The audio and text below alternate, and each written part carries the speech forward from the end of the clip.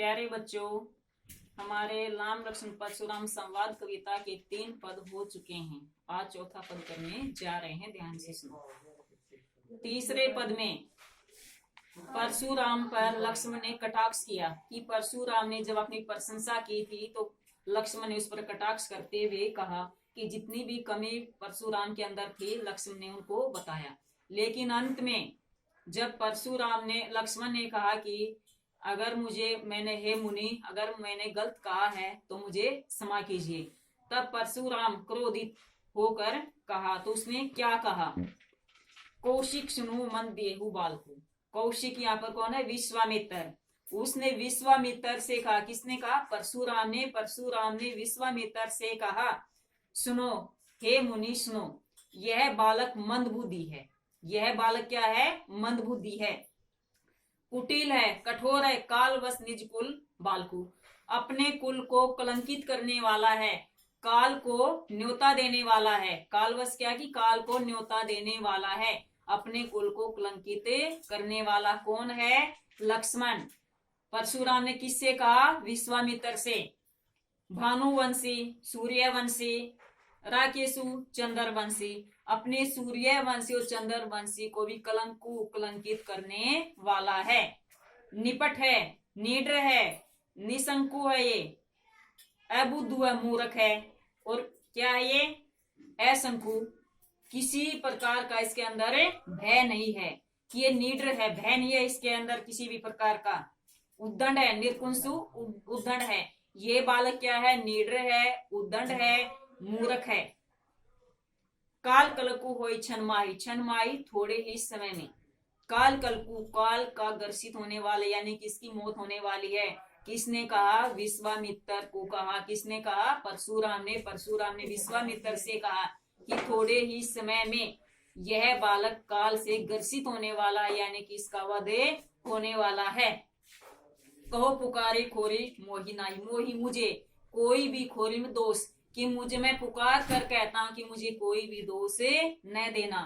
किसने कहा? परशुराम ने विश्वामित्र से कहा कि मैं पुकार कर कहता हूं कि मुझे कोई भी दोष न देना। तुम्हें हटकू जो चहु बारा, हटकू समझाया, तुमने इस बच्चे को अच्छी तरह नहीं समझाया है। कजी प्रताप बल रोसु हमारा, हमारे बल प्रताप और क्रोध के बारे में इस बच्चे को नहीं बताया है। परशुराम ने विश्वामित्र से कहा है कि तुमने इस बालक को मेरे प्रताप, बल और क्रोध के बारे में नहीं बताया है, इसको अच्छी तरह तुम्हें नहीं समझाया है। लखन कहे मुनि सुयश तुम्हारा।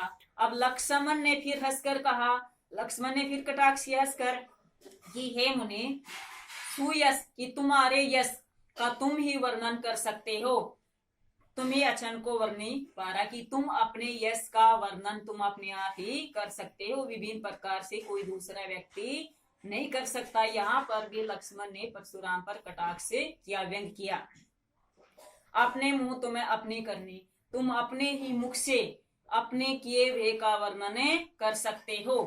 बार अनेक बाती बहु वर्णय, कि एक बार नहीं अनेक बार कर सकते हो, कि तुम अपने ही करने का वर्णन अनेक बार कर सकते हो, एक बार नहीं कर सकते। नहीं संतोष न पुनि कछु कहू, अगर तुम्हें इतने में भी संतोष नहीं है, संतुष्टि नहीं मिली है, तो मैं बार बार तुम्हें कहता हूं कि तुम्हें इतने में संतुष्टि नहीं मिली है, तो मैं बार बार कहता हूं कि और वर्णन करना चाहते हो, अपने सुयश के बारे में और बताना चाहते हो तो बताओ। जनी ऋषरो की दूसर दुख सहु, मैं अपने क्रोध को रोककर तुम्हारे इस दुख को सहन करूंगा।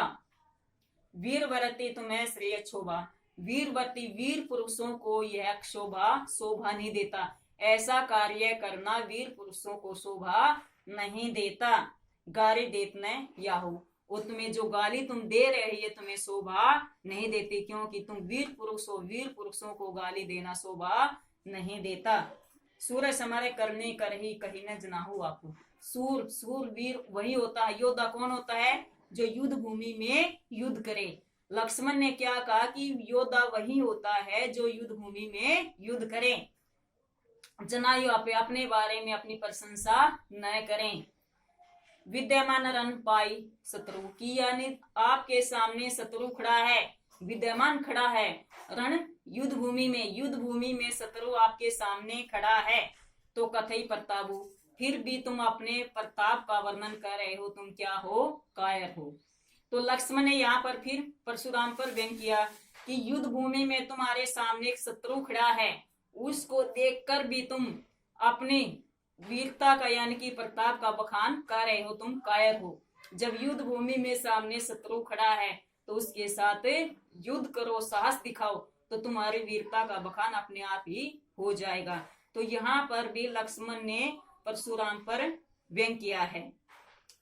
अब बेटा इस पद के अंदर क्या है, परशुराम ने विश्वामित्र से कहा है लक्ष्मण के बारे में कि ये बालक तुम्हारा क्या है, कुल को कलंकित करने वाला है, सूर्यवंशी है, चंद्रवंशी, इनको भी कलंकित करेगा, निडर है, मूर्ख है, वो तुम्हारे काल को, कुल को यो कलंकित करने वाला है। लेकिन लक्ष्मण परशुराम ने विश्वामित्र से क्या कहा कि आपने इस बच्चे को अच्छी तरह नहीं समझाया, मेरे प्रताप क्रोध और बल के बारे में नहीं बताया, थोड़े ही समय में ये बालक मौत को प्राप्त हो जाएगा। इन सब बातों को सुनकर लक्ष्मण ने परशुराम पर फिर व्यंग किया, हंसकर कहा कि हे मुनि, आपकी वीरता का बखान आप ही कर सकते हैं, कोई दूसरा व्यक्ति नहीं कर सकता, क्योंकि जितना तुम वर्णन कर सकते हो दूसरा व्यक्ति इतना देख नहीं जानता। अगर इतना वर्णन करने में भी तुम्हें संतोष नहीं मिलता है तो आप अगर और वर्णन करना चाहते हो तो करो, मैं अपने क्रोध को रोककर तुम्हारे इस दुख को सहन कर रहा हूँ।